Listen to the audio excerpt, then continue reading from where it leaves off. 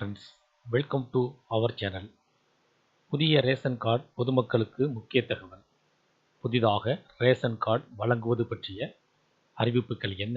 குறிப்பாக புதிய குடும்ப அட்டை, புதிய ரேஷன் கார்டு பெற வேண்டும் என்பதற்காக விண்ணப்பித்தவர்கள், அதாவது இதற்கு முன்பு விண்ணப்பித்தவர்கள் தங்களுக்கான புதிய ரேஷன் கார்டு எவ்வாறு கிடைக்கும் என்பதை எப்படி கண்டுபிடிப்பது, எவ்வாறு தெரிந்து கொள்ள முடியும்?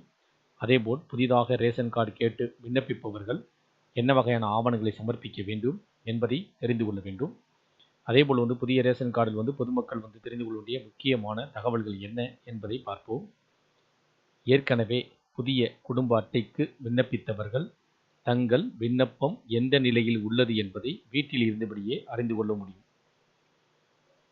அதற்கு தமிழ்நாடு பொது விநியோக திட்டத்தின் அதிகாரப்பூர்வ இணையதளத்திற்கு செல்ல வேண்டும்.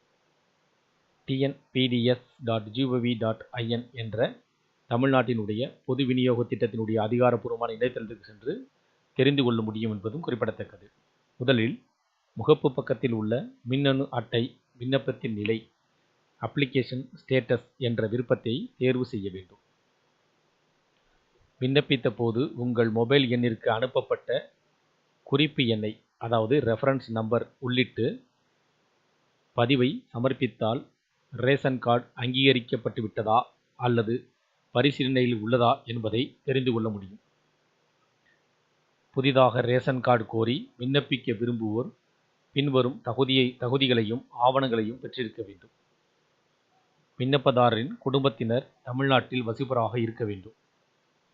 விண்ணப்பதாரர் மற்றும் குடும்ப உறுப்பினர்களின் பெயர்கள் தமிழ்நாட்டில் அல்லது இந்தியாவில் வேறு எந்த குடும்ப அட்டையிலும் இடம்பெற்றிருக்கக்கூடாது.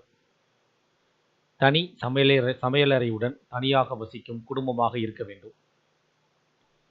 ஆதார் அட்டை, வாக்காளர் அடையாள அட்டை, மின்சார கட்டண ரசீது, எரிவாயு அதாவது எல்பிஜி நுகர்வோர் அட்டை அல்லது வங்கி கணக்கு புத்தகத்தினுடைய முதல் பக்கம் சமர்ப்பிக்க வேண்டும். பெயர் நீக்க சான்றிதழ், நேம் டெலிட் சர்டிபிகேட், பெற்றோரின் குடும்ப அட்டையிலிருந்து பெயர் நீக்கப்பட்டதற்கான சான்று, குடும்ப உறுப்பினர்கள் அனைவரின் ஆதார் அட்டை நகல் மற்றும் குடும்ப தலைவரின் பாஸ்போர்ட் அளவு புகைப்படம். இதன் மூலமாக நீங்கள் ஏற்கனவே விண்ணப்பிச்சிருக்கீங்க அப்படின்னா அந்த விண்ணப்பத்தை நீங்கள் அதிகாரப்பூர்வமான அந்த இணையதளத்திற்கு சென்று அதனுடைய நிலை, அதாவது அங்கீகரிக்கப்பட்டுள்ளதா, நிராகரிக்கப்பட்டுள்ளதா அல்லது பரிசீலனையில் உள்ளதா என்ற விவரங்களை நீங்கள் தெரிந்து கொள்ள முடியும். புதிதாக விண்ணப்பிப்பவர்கள் பார்த்தீங்கன்னா, அதாவது குறிப்பாக புதிதாக திருமணமாகி குடும்ப அட்டையில் பார்த்தீங்கன்னா பெயர் நீக்கம் செய்யப்பட வேண்டும். அதாவது பெயர் நீக்க சான்றிதழ் குடும்ப உறுப்பினர்கள் திருமணமானவர்கள் அந்த பெற்றோருடைய குடும்ப அட்டையிலிருந்து பெயரை நீக்கம் செய்து அதன் பின்னர் புதிய அட்டைக்கு விண்ணப்பித்து பெற முடியும்.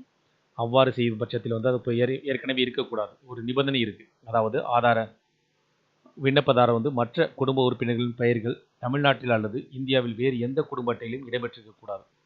அதனால் புதிதாக விண்ணப்பிப்பவர்கள் ஏற்கனவே உங்களுடைய பேரேனும் ரேஷன் அட்டையில் இருந்துச்சுன்னா தனியாக பெற வேண்டும் என்றால், புதிதாக திருமணமானவர்கள் உங்களுடைய பெற்றோர்களுடைய குடும்ப அட்டையிலிருந்து தங்களுடைய பெயரை நீக்கம் செய்து அதற்கான ஆவணத்தை சேர்க்கப்பட்டு அதன் பின்னர் புதிய குடும்ப அட்டை பெறுவதற்கு விண்ணப்பிக்க வேண்டும். விண்ணப்பம் செய்வதற்கான ஆதார் அட்டை நகல், குடும்ப தலைவரின் பாஸ்போர்ட் அளவு புகைப்படம், இதெல்லாம் பார்த்தீங்கன்னா அதாவது குடும்ப உறுப்பினர் யாரெல்லாம் அதில் சேர்க்கப்படுறீங்க அப்போ மாதிரி அனைவரது ஆதார் அட்டையினுடைய நகல் சமர்ப்பிக்கணும்.